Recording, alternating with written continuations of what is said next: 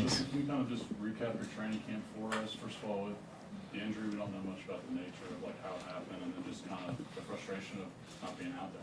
Yeah, just had a quad injury, pull, and then just wanted to play it smart and safe. I had a couple years in the system already, so there's no reason to try and overextend myself to the point to where I made the injury worse. So the primary focus was just getting back healthy, and our training room did a great job of that. We took our time with it, and this past week has been really good for me to get my feet back underneath me and be ready to go Thursday. Playing a lot of snaps, obviously. Do you feel fully ready to go? Is there going to have to be a limit at all? Oh yeah, absolutely. Yeah, no limit. We're going to be out there flying around. I wouldn't play if I didn't feel like I would. I would not play if I did not feel like I would be an asset to the team to help us win.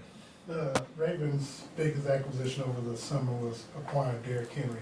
What does he do for that offense that will present a challenge for the team's defense? Yeah, he's a perfect fit for that program. I mean, physical team, likes to run downhill. I've got a lot of experience with him from my time in Houston, playing him twice a year. Just a physical dude who likes to run downhill, and they're going to give him the ball and try and feature him.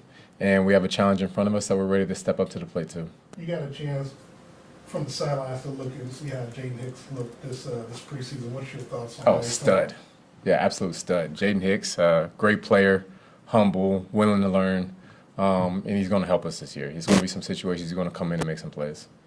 So when you look at Travis at his age and having to defend him, I know you didn't do a lot of training camp, but I guess did one last week. Like, what makes him so special still at his age?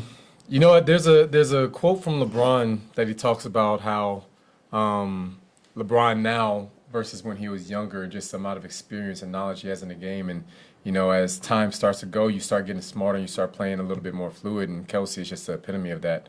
It feels like he's timeless because he's so smart and knows the moves. And him and Patrick have so much chemistry that they're able to just create on the fly and do things that nobody else in the league can do. So he's not slowing down anytime soon. And I know that from practicing against him this last week that he's still fired up and ready to go. So what's the difficulty of defending against someone like that, knowing that if you defend them well, they still might figure something out?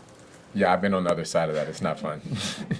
Yeah, it's pretty tough, and nobody's had an answer for it, and I hope nobody ever figures it out.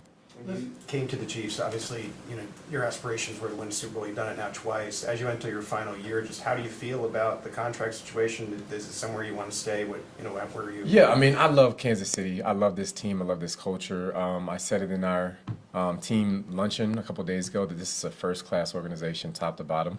But the contract details work themselves out. I'm not one to get too involved in any of that. I'd rather focus on the task at hand and beating Baltimore. And when you play well, things tend to take care of themselves. You have, the team has faced off against Baltimore. I think they played them a Sunday night game a few years back early in the season when normally they play middle season, and this past year they faced them in the AFC Championship game. What's the biggest challenge and difference in facing Lamar Jackson right out the gate? Well, I heard he's lost some weight this year, so I think that they're going to use his legs a little bit more with him running around. So we'll have a challenge there just trying to contain him in the pocket, but he's such a special player that you just try and limit the damage there. And then, of course, they have some new faces. I think they have some changes in the coaching staff, some new players on the offensive line. And, they're going to obviously feature Zay Flowers because he's a special talent, too. He's going into year 2, so he'll have a little bit more experience. So high-powered team, and we're a high-powered team as well, and it's going to be exactly what the NFL wanted, pitting us against each other week 1. Just mentally, what are you doing to prepare yourself for week 1? Yeah, just stay dialed in. Conditioning more than anything, but just stay dialed in. At the end of the day, it's just another football game when you treat it that way and don't make the stage too big to where you have deer in the headlight eyes. It allows you to remain calm and allows your leaders to step up and be able to lead guys and help make plays. Couple more. Was this one of those injuries where if you're in the playoffs, could you have played in the last couple of weeks while you were resting it? Yeah, like the last 2 weeks I could have. Probably not the first 2, but the last 2, yeah. Anything else? Yeah, what do you kind of remember about that AFC Championship game from this past year? I remember how huge it was to just the mentality of us to try and stop the run. We know they're going to run it. They know we know they're going to run it. They're going to run the ball anyway. And a lot of teams have trouble stopping it, and that's going to be the biggest task here because got to find a way to stop the run and then make them one-dimensional. Thanks, guys. Thanks, Justin. Yeah, appreciate it.